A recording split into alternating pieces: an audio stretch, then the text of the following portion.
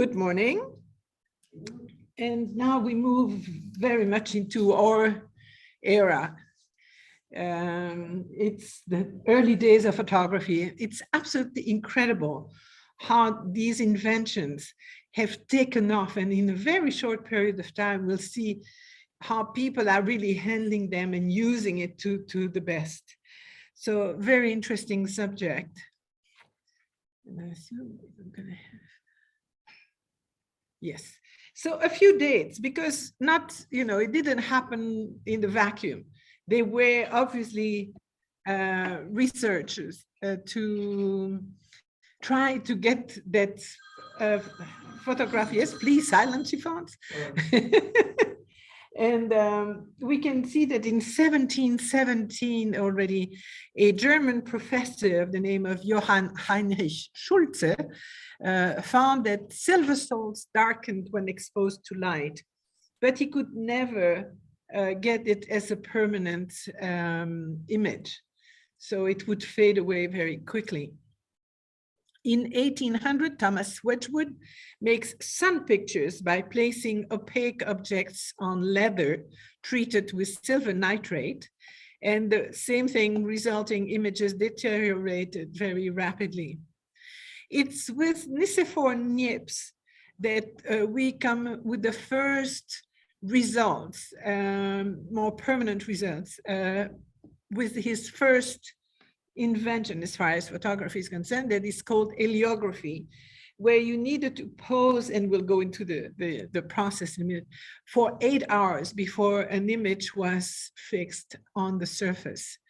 Not too long after that, two people on opposite side of the channel are inventing a different process, but it's going to end up finally with an image. One with a negative, one with a positive. So let's talk about Louis Daguerre, who actually in the last years of Nicéphore Niepce collaborated with him. And it's from him that he just continued, if you want, the process that Niepce had started. Daguerre invented the daguerreotype, which was to fixing an image on a polished metal plate covered with silver compounds. And the result was one of a kind. And we'll see that too. On the other side of the channel, we have William Henry Fox Talbot, who fixed negative image on a paper coated with light-sensitive chemicals, which allowed him to reproduce.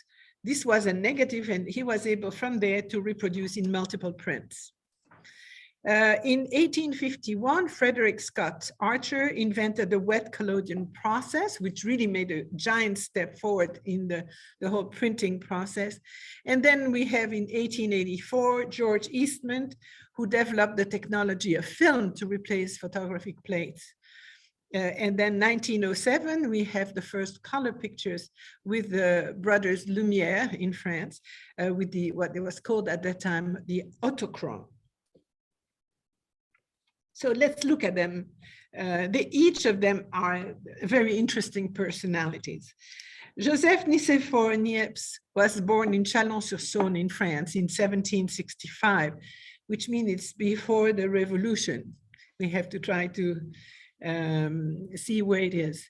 He then served as a staff officer in the French army under Napoleon. So don't forget, the revolution is 1789. Napoleon comes about 1794. So, and then becomes emperor in 1804.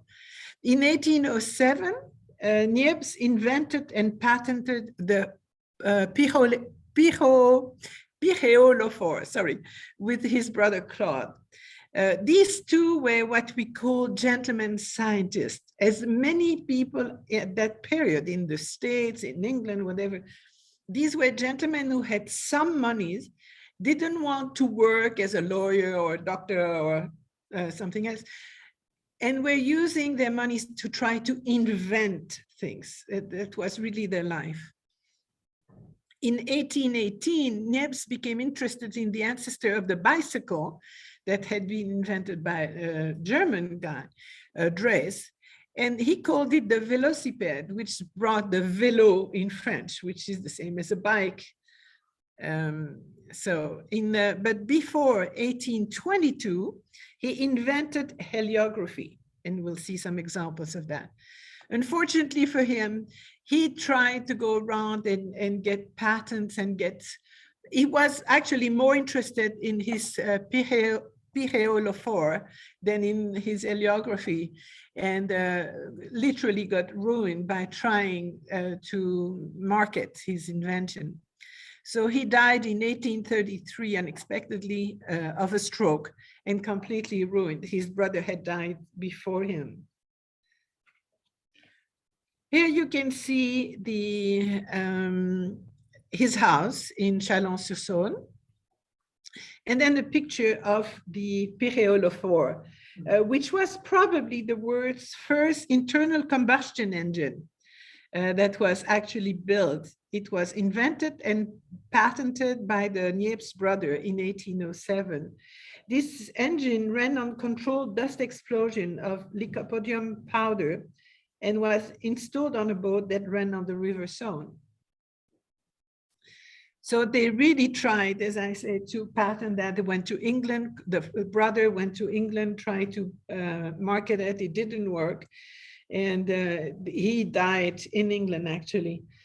On the right, what you find is the ancestor of the bicycle. That was actually in German called a Laufmaschine. So a machine to walk, that had been invented by Carl von Drais, D-R-A-I-S, in 1817. So the Niepce built himself a model and called it the velocipede, which means fast foot. And absolutely caused a real excitement in France, in Paris and in Chalon, where the two brothers would each be on their velocipede on the street and just, walk, but they were carried by the saddle. So they even invented a change to the invention of the German guy, improving with an adjustable saddle. And there is even some conversation between the two brothers. They wanted to add an engine to it. So which would have made it a motorbike, really quite interesting. So there's no pedals. It doesn't have paddles. You sit and you walk. Yeah, and it's called the Draisienne. And at the time, I mean, you see lots of engravings with people on there. People were extremely excited by that because it was going much faster than just walking. So the first surviving photographic artifact by Niepce was made in 1825. And these came with the way, there was a craze about lithography at that time in France, and he was trying to find a way to print things that existed. And so he worked with that Flemish engraving, 17th century, showing a man with a horse. And what he did is varnished it to make it more translucent, and then placed it on metal plates that were coated with various light sensitive lotions of his own composition, and exposed them to sunlight, the process that he termed heliography, which means sun writing. And so this is the result of it. So with the exposure to the sun and the plate that was coated behind, the plate would stabilize a compound that was behind when it was hit by light. The things that were dark, so where you have all the dark on here, would remain liquid. So he would, after 8 hours, remove that paper and then clean the plate and put it in an acid, as you do with etchings. And it would bite the plate where you didn't have the coating and end up just as a regular etching. So this came with a print that we keep here, and this is actually being kept at the Bibliothèque Nationale de France, which bought it at the time for 400,000 euros, just for that very first image that was printed from a photographic process. From a painting? It's from an engraving. So he had the engraving, coated it with varnish, So that left it, yes. So he actually then decided, okay, why not putting that in a camera and using the equivalent of a camera obscura, but with a different projection. He put a plate like this and came with the same result. The big difference, they were really working on chemical products to see what was the best product to use. And it's around 1816 that Niepce discovered that for the best results were achieved when using a solution of bitumen of Judea, which is the same as asphalt. And asphalt at that time had been used for various purposes in ancient time, and was actually even used by painters at the turn of the century, between 18th and 19th century, because it was producing the best black pigment that you could have. What they didn't think about, the painters, when applying bitumen on the canvas, is that gravity was playing with it too. It's extremely heavy. And so paintings that were made in that time with bitumen have often irreparable damages, because you can't control that. After a while, it's going to slide down and the painting is damaged forever. So this is the way he did, and I'm going to show you how it started. This was his house in Saint-Loup-de-Varennes, and on the upper level, in the second floor, he had set a camera that could look at the landscape from the window. And this is where the first permanent photograph from nature will be made with the camera.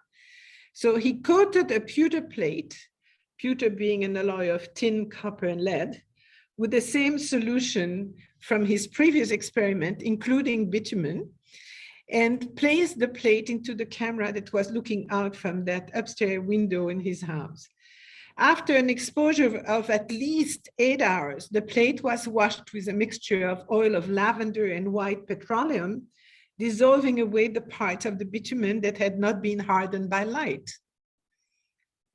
The result was a direct positive picture where the lights were represented by bitumen and the darks by bare metal. And so this was the historic one-of-a-kind landscape photograph that you can see. I'm going to show you in a minute. What you find there is an exact reproduction of the camera that he used, and this that is in the Niepce Museum in Chalon.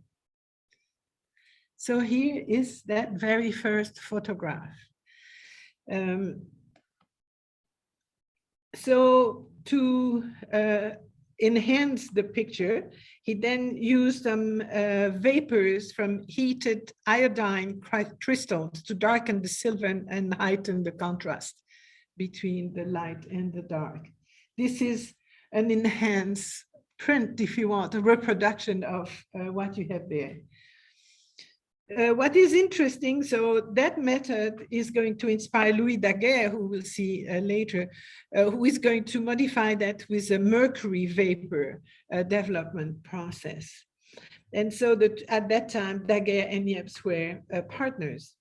What is interesting with that picture, it was rediscovered in 1952 by photo historians Helmut and Alison Gernsheim.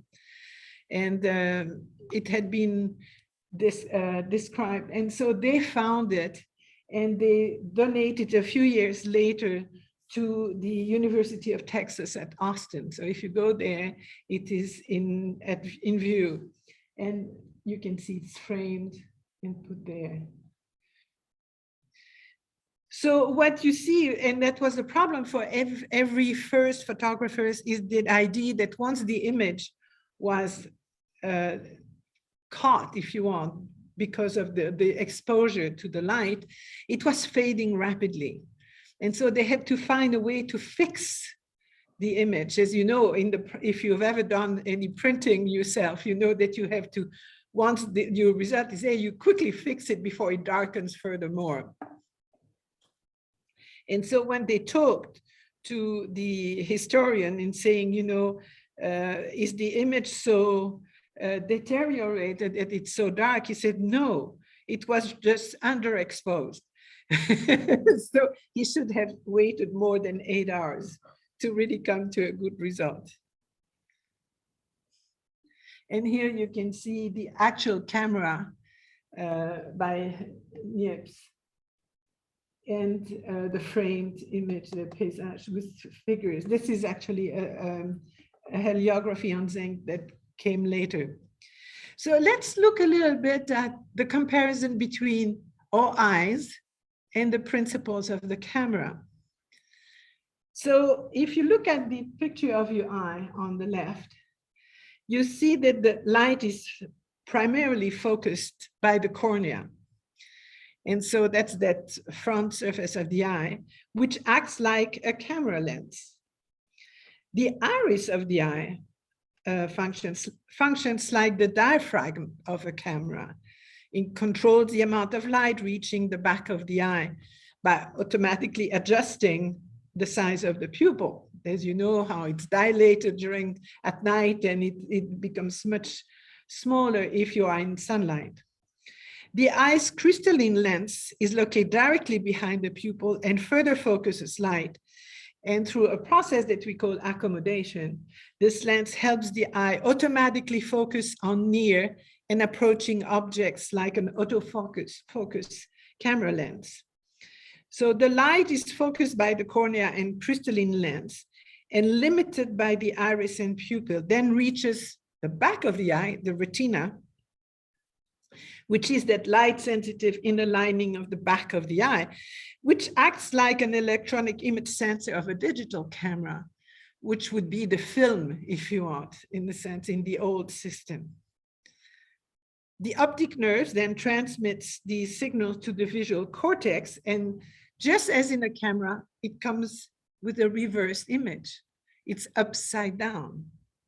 And our brain automatically straightens it back up, which is a very interesting point. But exactly the same as what you have with the camera. Now, all that the cameras found their origin in what we call the camera obscura, so the dark room, dark chamber. And these were boxes that were used for already quite a long time to try to see an image and then possibly draw it in very precise manner.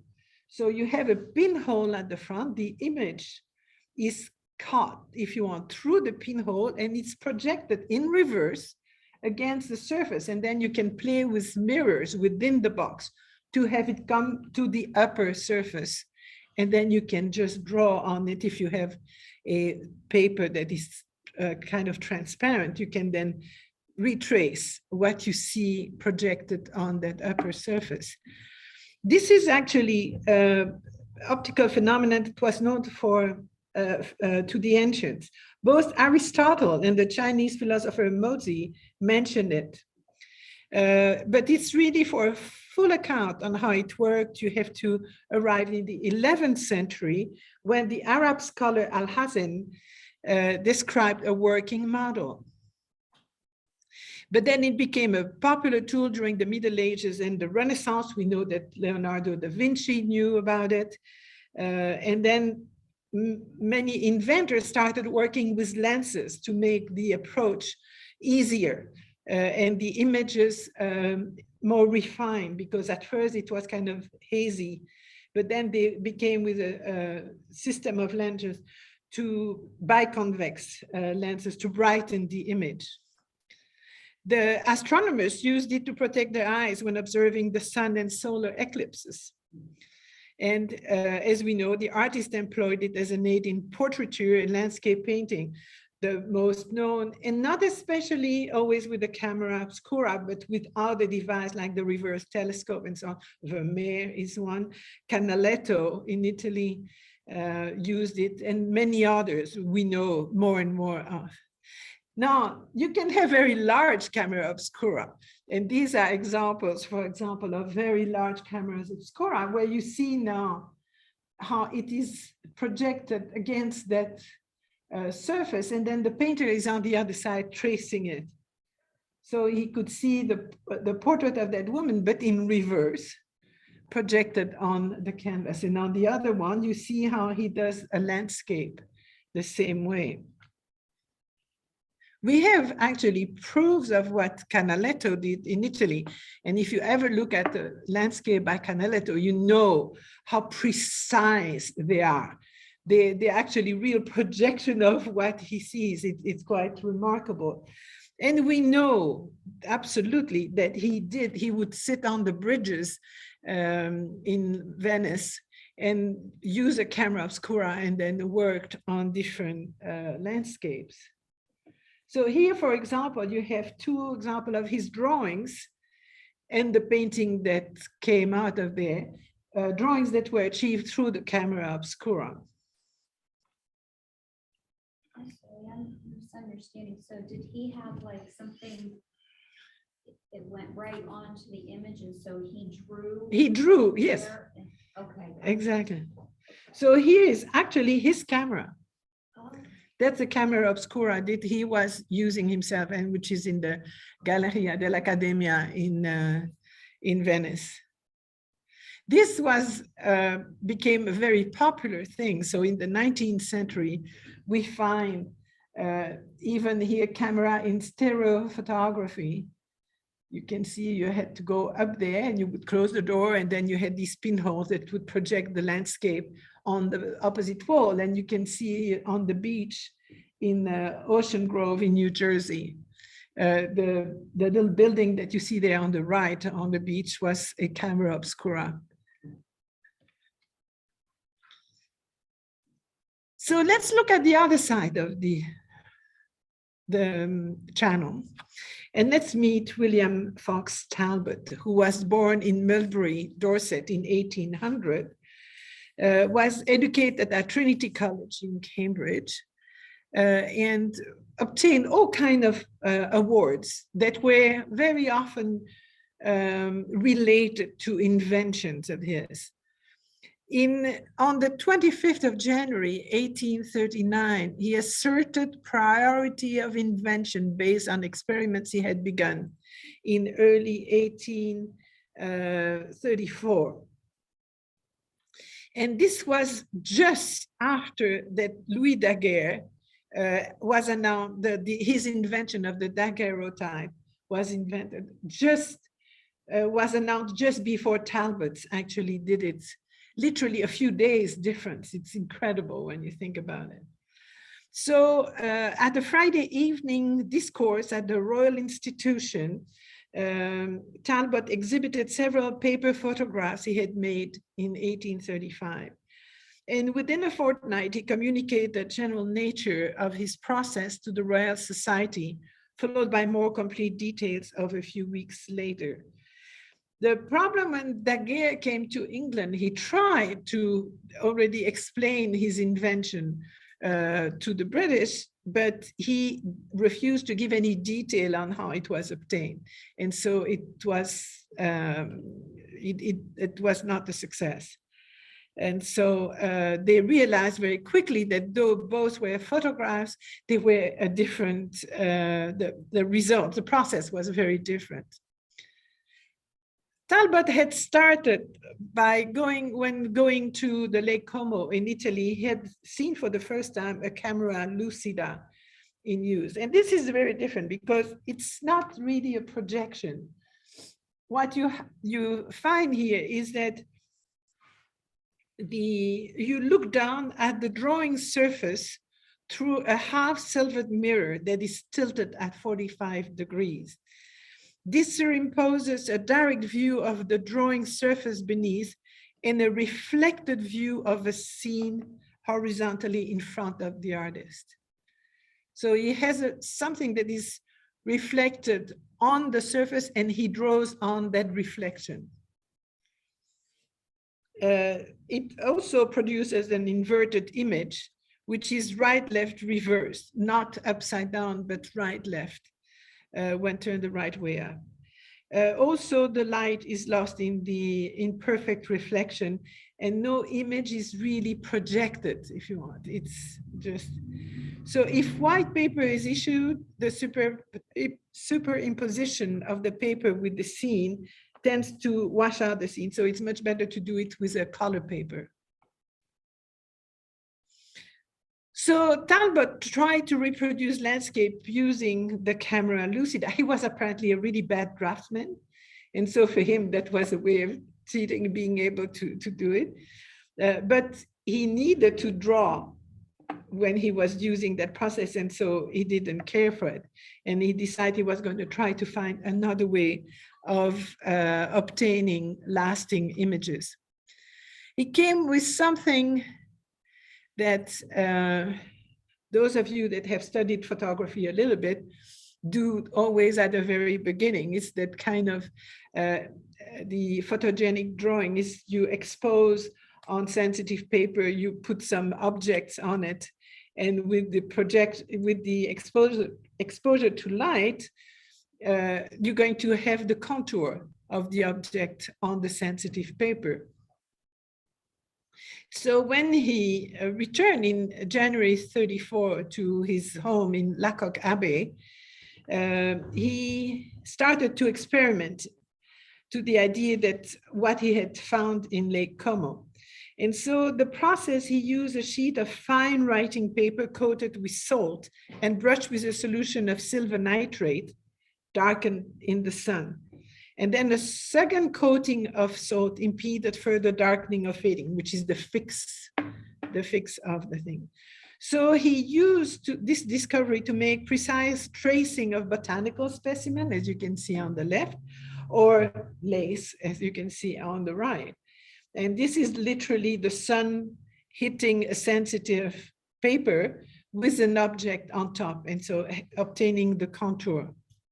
But again, you have to fix the surface because it's going to keep on darkening once you finish. So this is what he did with a second coating of salt. But really his big invention is what you call the calotype. He realized very quickly that his previous invention was fun, but it didn't allow him to really have landscapes or images like this, or even portraits. And so he started in the brilliant summer of 1835 to take full advantage of the great sunshine, not too often in England. So he placed pieces of that sensitive photogenic drawing paper in miniature cameras. His wife called them mousetraps. And set them around the ground to record the silhouette of Lacock Abbey. Had very interesting roofline and trees around it. So he discovered that an exposure of mere seconds left no visible trace on the chemically treated paper, but it left a latent image. And this is when the whole developing process comes in. So you had that latent image that could be brought out with the application of an exciting liquid, essentially a solution of gallic acid. And this is the discovery that Talbot patented in February 41 as the calotype process, from the Greek word kalos, which means beautiful. So let's go through the very difficult calotype process. So you have to work that out by candlelight, because otherwise you're going to start, if you do it at sunlight, you're going to start the whole photographic process. So by candlelight and on a very high quality writing paper with a very soft surface, no ribs or whatever, really a very nice quality paper. It was washed over with a solution of silver nitrate and dried by gentle heat. It was then soaked in a solution of potassium iodide for 2 or 3 minutes, rinsed and again dried. And you could have a series of these paper ready already with that first process.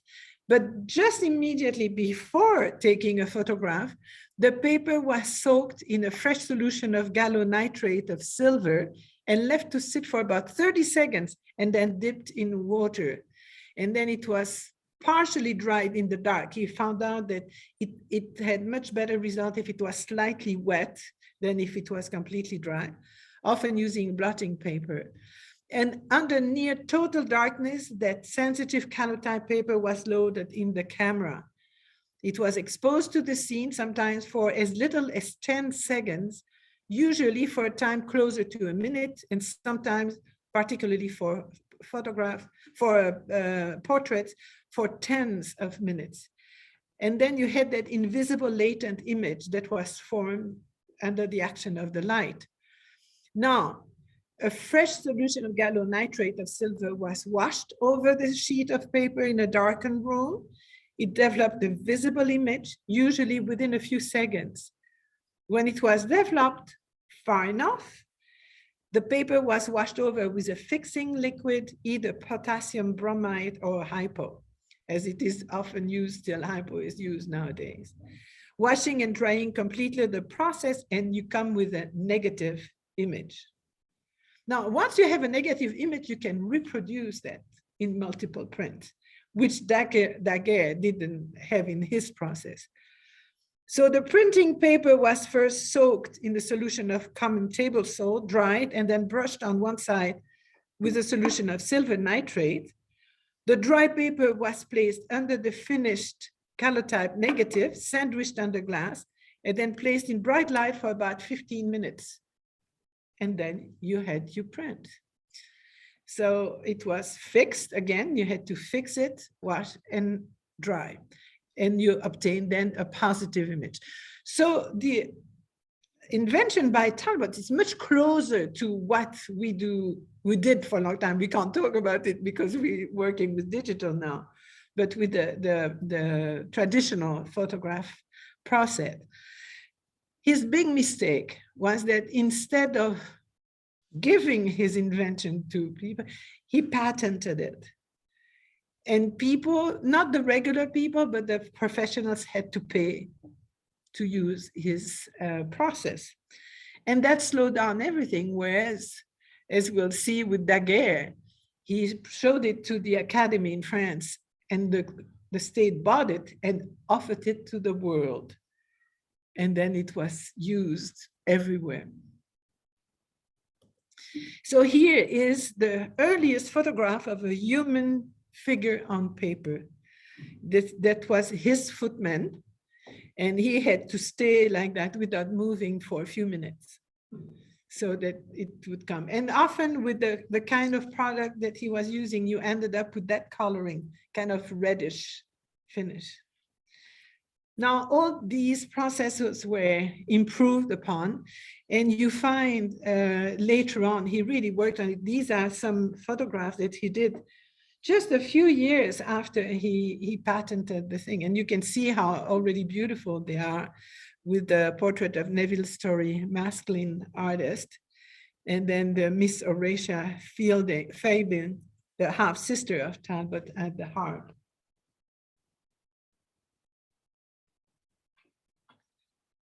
So moving now back to the other side, we are going to meet Louis Mandé Berger, who for the last 10 years of Niepce's life collaborated with him and then collaborated with Niepce's son. He was a much more down-to-earth type of guy, better businessman, and really tried to market everything that he was doing, but in a very smart way. So he was very successful. He was apprenticed in architecture, theater design. He really started with theater design and panoramic painting to Pierre Prévost, the first French panorama painter. He invented the diorama, which opened in Paris in July 1822. We'll see that in a minute. Partnered in 1829 with Nicéphore Niepce. evolved the process which would later be known as the daguerreotype. In 1839, he announced and described his invention in general terms at the French Academy of Science and the Academy of Beaux-Arts.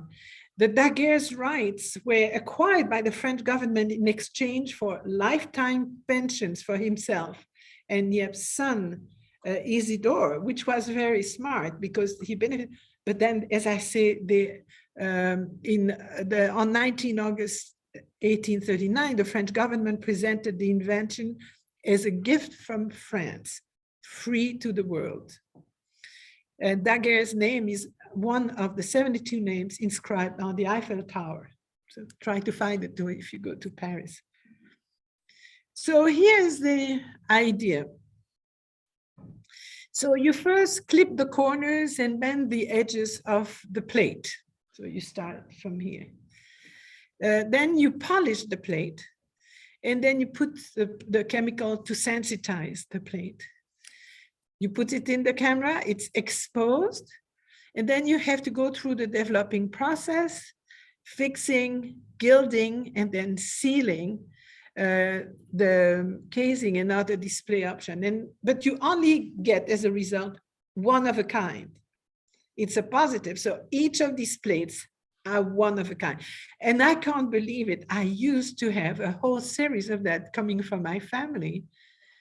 And I don't have a clue what happened to them. They probably were disposed of and didn't have a clue what they really represented. But I know they were daguerreotypes.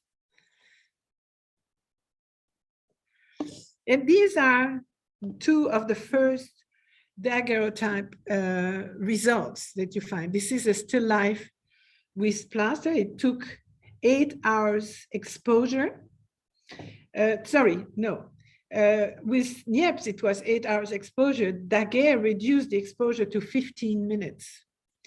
The copper plates were coated with silver and then placed in chemical baths to fix the image. So this is the earliest reliably dated daguerreotype. He then did a picture that you saw at the beginning, which is really interesting. It was actually done from his studio on the Boulevard du Temple, but as the exposure was taking a rather, it lasted for about 10 minutes at a time. The street seemed to be empty. There's only one person that you can see.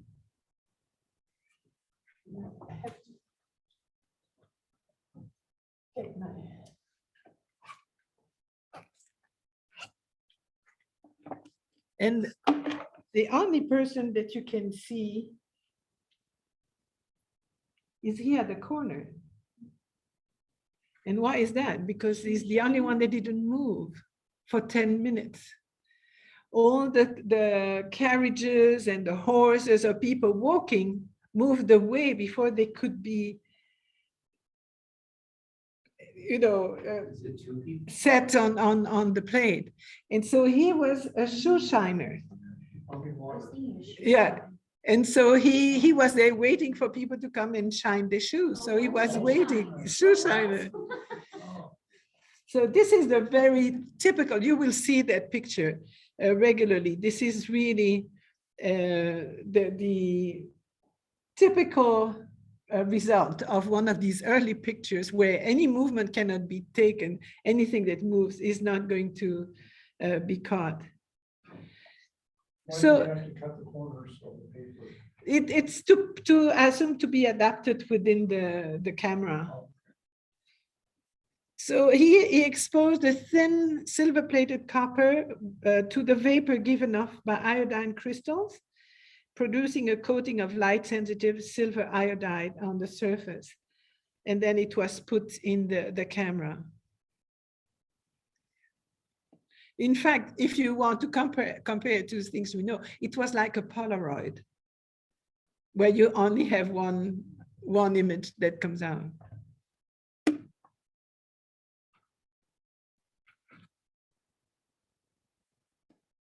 You see here is enlarged.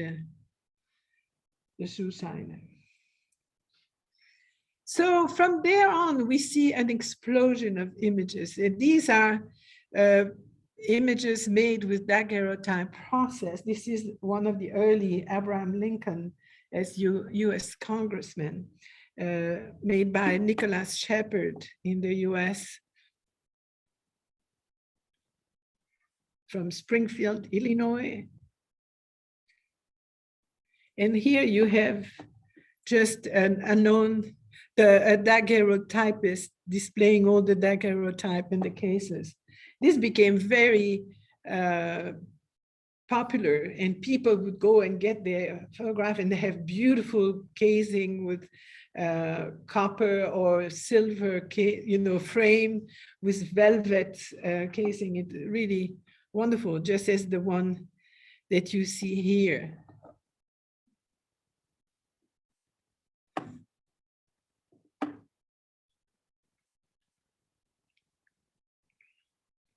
They immediately applied that to all kind of different ends, if you want. So here you have a view of San Francisco that was made. It's already in 53. You already have that kind of a result with 6 daguerreotypes showing the panorama of San Francisco. And very quickly, you have a very smart mind that starts playing around with it. And they go from combination prints to, it's literally what you do in Photoshop now. They already do it then. This photograph made in 1857 is made of 32 negatives to complete the image of the final product. So all the figures that you see there come from different images that they superimposed and made one big scenery with it. This is one of the earliest and most famous combination print. It's called by Oscar Heislander, The Two Ways of Life, showing very good people there on the right, very honorable, and then you have the decadent left. Is that like the first pornography? No, it's not really pornography. You had paintings at that time that were not pornographic, that were totally accepted, but that showed the decadent Rome or whatever. It was just a good way at that time to show nudes, you know. Another really famous of these paintings show a very sad scene called The Fading Away, showing so-called a young woman that is dying. But in fact, the subject was made up by Robinson and the figures were posing, but the girl was just turning away. It was made of 8 different pictures superimposed and not related to one another at all, but it ends up being looking like a one picture.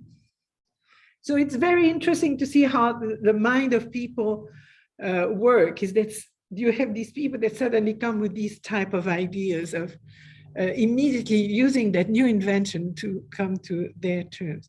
And we'll see one of the first really very creative photographer, French photographer called Nadar. His real name was Gaspard Félix Tournachon, who was born in Paris in 1820. He started working as a caricaturist and novelist for various newspapers. He became part of the Parisian Bohemian group with all the great poets at the time, Gérard de Nerval, Charles Baudelaire, Théodore de Banville. And by them, he was given the name of Tournadar, that became Nadar, that nickname Nadar, and that became his name. The work that he was doing was published for the first time in Le Charivari, which was a very known kind of very comic newspaper, really interesting, that was doing lots of satire. And then in 1849, he founded La Revue Comique and Le Petit Journal pour rire, so everything to laugh and to be positive, which is normal. They had revolution after revolution in Paris at that time, and so that was needed. In 1854, he opened his photography studio in Rue Saint-Lazare, and by 58 became the first person to take aerial photography. In April 1874, he lent his studio to a group of painters to present the first exhibition of the Impressionists. It is in Nadar's studio that the first exhibition of Impressionism took place, when it wasn't called Impressionism yet, but one of the paintings hanging there was Impression Soleil Levant, Impression Rising Sun, which gave its name to the movement.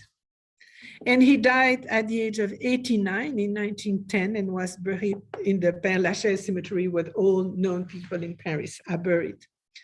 This is already one thing that he did, and you're going to have fun with this.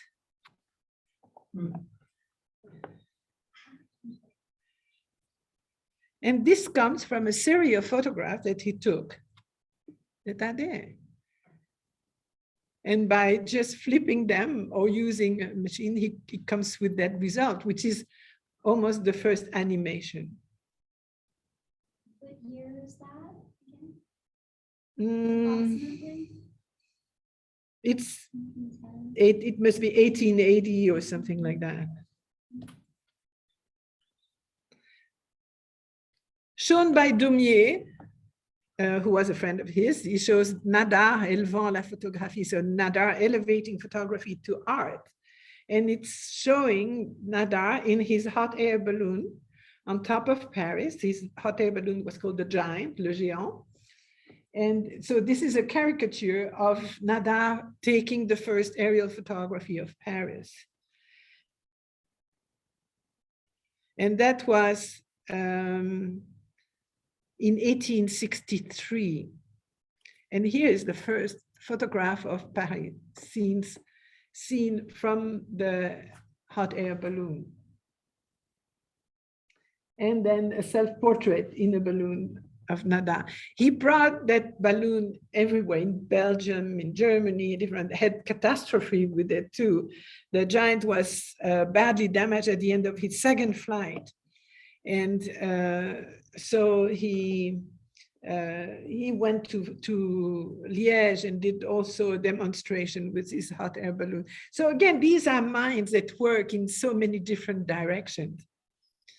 But what he really specialized in are portraits, and he made some extraordinary portraits. He really photographed a wide range of personalities: politicians, stage actors, writers, painters, musicians, and this became really a fad. Everybody had to have his portrait made, and especially by Nadar. But very quickly, there is actually a cartoon made, not a cartoon, but a drawing made by Daumier, showing that there is one photographic studio in every corner of of Paris, of any street. It became so interesting. But the hot air balloon inspired Jules Verne that you see here.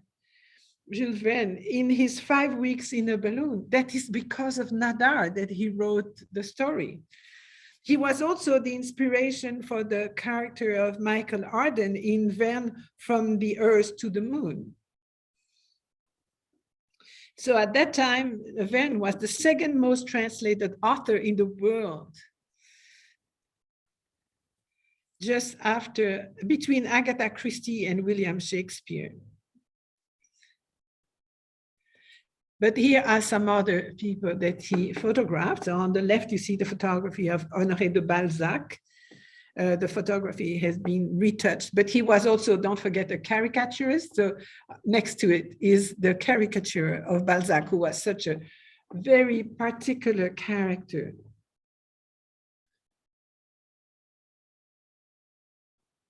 But Nadar also refused to have the very heavy backdrop that were used in general in paintings, for example. So he much preferred to have natural daylight and despised to use accessories. So here, look at these two wonderful pictures of Sarah Bernard, made in 1859, and Georges Sand about the same time. Look at how artistic it is. And this is where we find literally that photography has now reached the level of art. And photography is going to be used as documentary, it's going to be used politically to document wars. It's going to be a journalist tool, as we know, a very important one. But it becomes art for so many. And if you see the softness of the light that he uses, and of course, two extraordinary models with Sarah Bernard and Georges Sand. For once, she's in a dress. Georges Sand had been authorized by the state to wear pants, which was forbidden for women.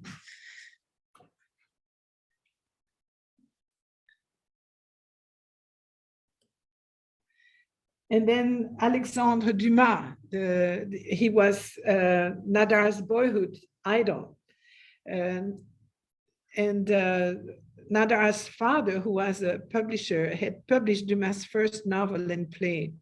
And so there was a Dumas portrait hanging in young Nadar's room. So he all adored him. And so as soon as he could, he took a photograph of his. Really interesting because Dumas was the son of a French revolutionary general and a Black mother. He arrived in Paris from the provinces in 1823, poor and barely educated. He worked as a clerk, educated himself in French history, and began to write. And his first success was The Three Musketeers in 1829. And then The Count of Monte Cristo. So you can believe that he became rich faster at that time. And so here it's really interesting to see how he really shows that vibrant man with a wonderful ironic smile on his face, but the hands very calmly crossed. Just a beautiful way of putting. And then on the other side, you have Émile Zola. Émile Zola, of course, J'accuse. I mean, he was a great writer. He was a journalist, and he's the one who, the affair Dreyfus, took really party for Dreyfus and was able to finally innocent him. But it took, this is really thanks to Nadar that we have pictures of such incredible guys like Franz Liszt, Baudelaire, or Eugène Delacroix, who we would have earlier only seen in paintings. And of course, this is Liszt, much older, who was an extremely handsome man and very young. And then the quite interesting image showing Victor Hugo on his deathbed. He died of pneumonia on the 22nd of May, 1885, at the age of 83. Now, we see, as I said, the progress of photography, and some French guy invented a new thing, which was the carte de visite photography, what you call business card here. But the carte de visite were these small size photographs that everybody, oh, and I was promised I was going to bring you, I have 2 albums full of them from my family. These were small format photographs that people would distribute around, and to their family, to their close friends, and people would make collections of that. And as I say, I have 2 albums that are that big with all these images, and you have no idea who they are because unfortunately they didn't put their name on. So they knew who they were, but they were no name. So in this case, you have Giuseppe Verdi on the left, and on the right, Napoleon III and his wife, Eugénie.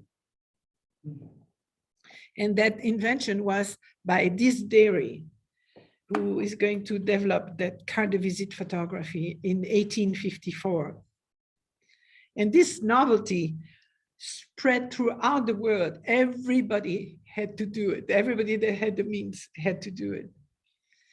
Other invention, the stereoscopic photography. As children, we all had that little machine where we could see these stereoscopic photographs. It already started in 1855. So that's 10 years after they patented the first photography. Isn't that incredible?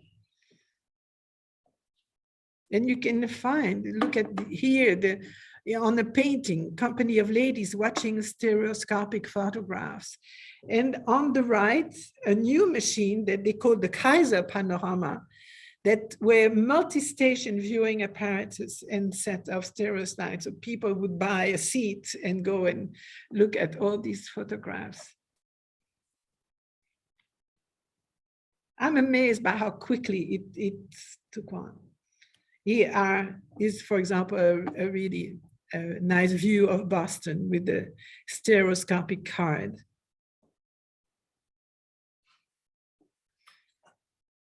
And then we have, I chose a few very early photographers in different settings. One who is very close to my heart is Julia Margaret Cameron, who was born, Julia Margaret Patel, who was born in Calcutta, India, in 1815. In 1835, she suffered a really bad series of illnesses. And typically, when people were sick in India, they would go to South Africa and take a cure in South Africa. And so she visited the Cape of Good Hope with her parents. And there she met the British astronomer and photochemist, Sir John Herschel, and who was observing the southern celestial hemisphere. And she also met Charles Hay Cameron, who was 20 years her senior, and a reformer of Indian law and education, and who also later invested in coffee plantation in what is now Sri Lanka, was Ceylon at that time. So they were married in Calcutta in 1838. And then in 1845, they decided to retire to England. She had already given birth to their first child. And Herschel, by the way, was the godfather of the first child. Between 1839 and 52, they had 6 children. One of whom were adopted, but altogether they were taking care of 25 children that they had collected here and there that were part of the family, or kids that they found on the street, literally. So when they went to England, they very quickly, she was quite an intellectual, and they very quickly found the circle of the pre-Raphaelites. And also within that circle, you had Tennyson and other writers and poets. And so they bought a house close to one of their friends there. But finally, they heard that Tennyson had bought a house on the Isle of Wight and decided to move on the Isle of Wight. And they settled there until they left in 73. But very quickly, the husband who had this plantation in Ceylon was traveling a lot there to overview what was happening. So she was left alone quite often. And in 1863, her daughter gave her her first camera. So she wasn't that young at that time, but she had seen, Herschel had sent her lots of daguerreotypes and other images. And so she was quite interesting. But so this was a sliding box camera as a Christmas present so that she could keep busy while her husband was in Ceylon. And so she started really fiddling with it and very quickly became quite an artist, but she was never a professional. She photographed members of the family, but really developed that beautiful touch on how to use the light and the modeling of the faces and so on. It's quite extraordinary. In 1873, she left freshwater for Ceylon, as they say in quotes, with a cow, the Cameron's photographic equipment, and 2 coffins, because they were not sure that they would find coffins in Ceylon. And 1879, she died at the Glencairn estate in Ceylon. So I'm going to show you some of She her. was expecting to die on a trip.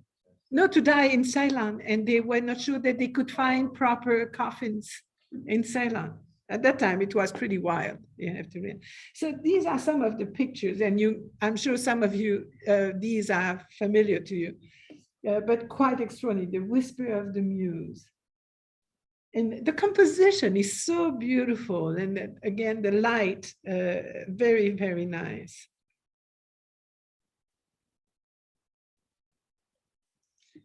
Here's a picture of Julia Prinsep Jackson. She was Cameron's niece and one of her favorite subjects, and you can understand why. And the way she blurs the edges and gives it very dreamy atmosphere is wonderful. And here's a picture of Alfred Lord Tennyson.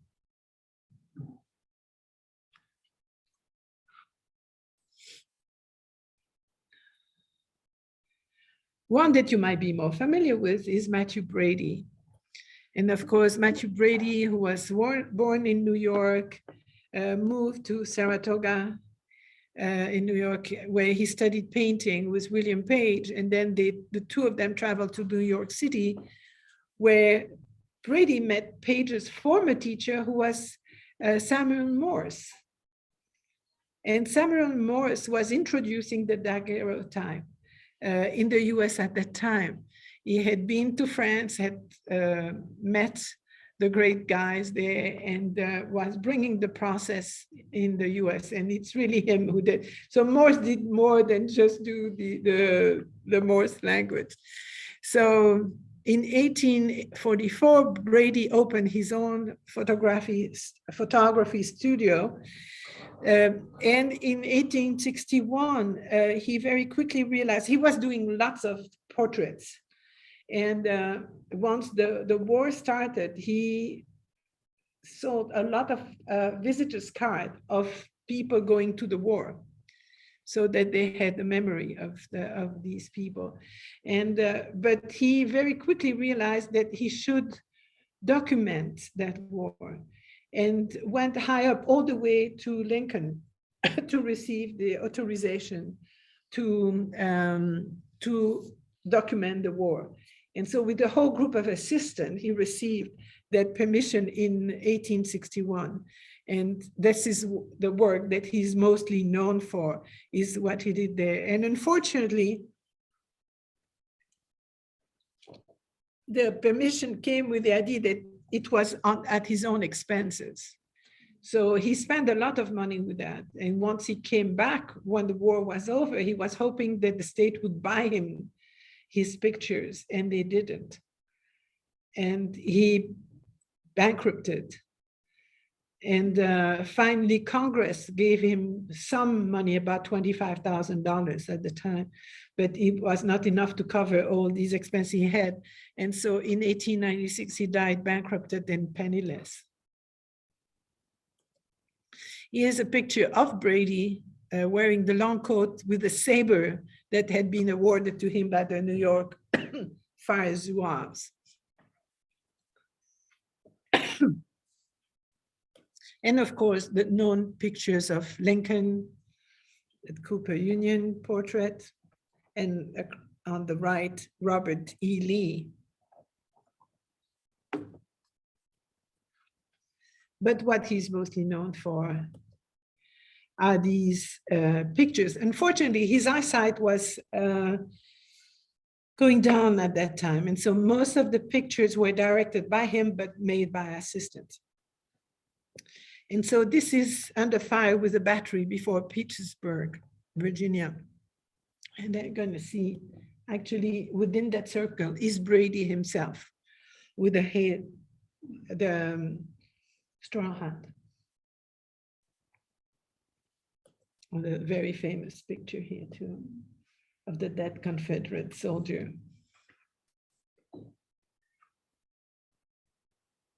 And there's tons of pictures of the war. It's really him who brought, because many were published in newspapers, that brought the terrible image of the war, what the war really was.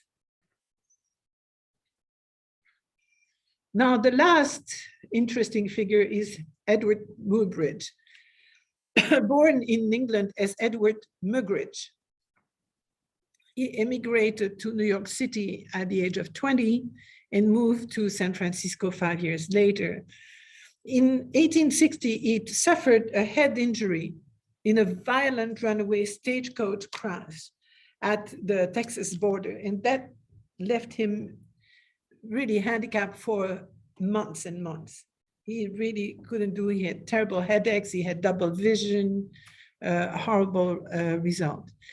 In 1867, he started using the surname Muybridge and the pseudonym Helios, the Titan of the Sun, to sign many of his photographs. In 1871, he married a woman 20 years younger than him, Flora Shawcross Stone. And 74, while he was going around taking photographs, he had a lover and he found him and killed him. He was arrested right away. There was a whole lawsuit, of course, and he was cleared by saying that he had the reasons to kill him. From 1882 to 93, he became interested in motion studies, for which he's the most known. Following, when he was in California, there was an important person who was quite interested in that. And then he died in Kingston upon Thames of prostate cancer. Quite an incredible character. While he was in California, he went to Yosemite and took these extraordinary pictures of the Vernal Falls and the Ulysses S. Grant tree in the Mariposa Grove.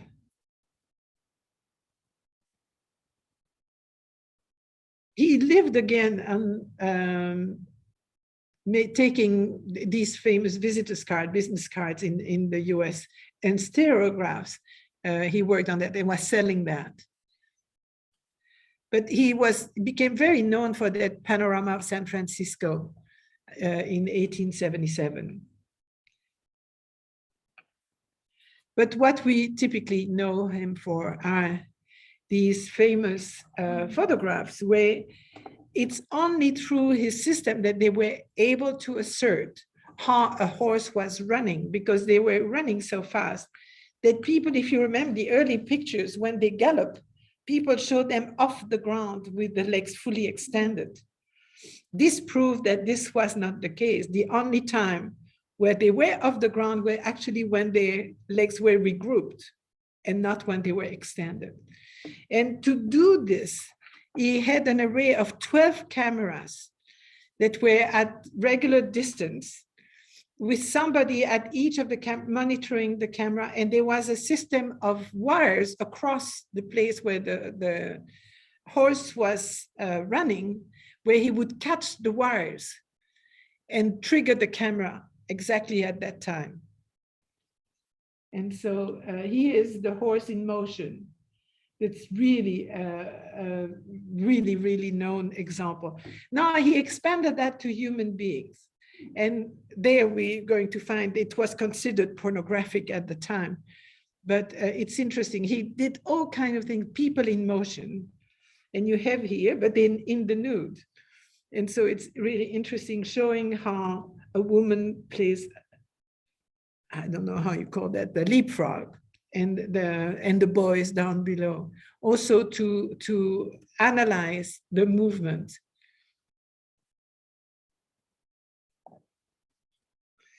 But he also, and that's the thing, he invented the machine in which you could animate these photographs.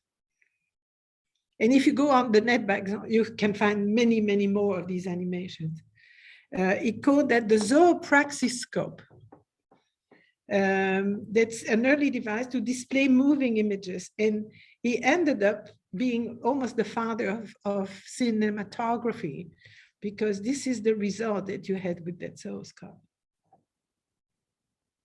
So you would put these little discs in the machine and activate it, and then you would see them dancing, or you would see animal leaping and so on. And the phenakistoscope is another variant of the same.